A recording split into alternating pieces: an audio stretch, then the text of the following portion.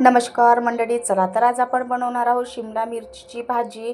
आणि एक शिमला मिरची घेतलेली आहे, स्वच्छ धुवून घ्यायची, कट करून घेतलेली आहे। गॅसवर कढई ठेवून द्यायची। आता त्यामध्ये एक माप तेल टाकलेलं आहे।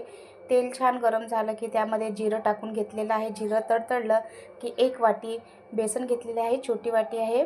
आणि छान या तेलामध्ये बेसनाला भाजून घ्यायचं, असं लाल खरपूस भाजून घेतलेलं बेसन आता एका प्लेटमध्ये काढून घेतल्या। त्याच कढईमध्ये आता फोडणी घालूया।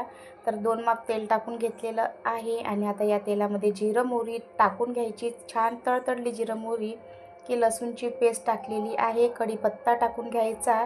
छान फिरून घेतल्यानंतर त्यामध्ये हिरवी मिरची टाकून घेतलेली, कांदा टाकून घ्यायचा।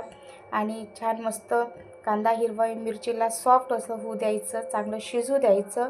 आणि पहा छान असं शिजून आलेली कांदा, लसूण, हिरवी मिरची। आणि आता यामध्ये कट केलेली शिमला मिरची टाकून द्यायची आहे। आणि मस्तपैकी परतून घेऊन त्यावर झाकण ठेवून द्यायचं मंद आचेवर।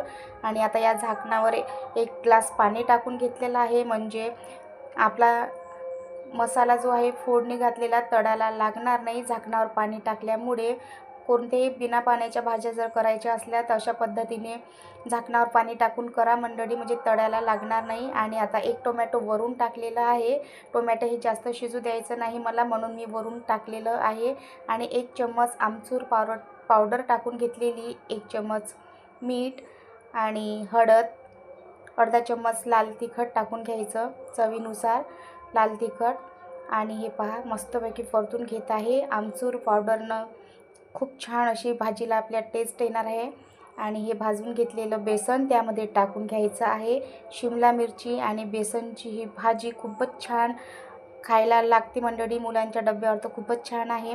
मस्तपैकी मंद आचेवर एक वाफ येऊ द्यायची। आणि ही भाजी रेडी झाली। वरून सांबार टाकून घेतलेला आहे। आणि पहा किती छान अशी शिमला मिरची आणि बेसनची भाजी झालेली आहे। मुलीच्या डब्यावर देण्यासाठी केलेली आहे बिट्टूच्या। आणि पहा खूप छान अशी भाजी चवीला सुद्धा झाली आहे। अशा प्रकारे शिमला मिरची आणि बेसनची भाजी करा। आणि व्हिडिओ आवडल्यास लाईक करा, शेअर करा, सबस्क्राईब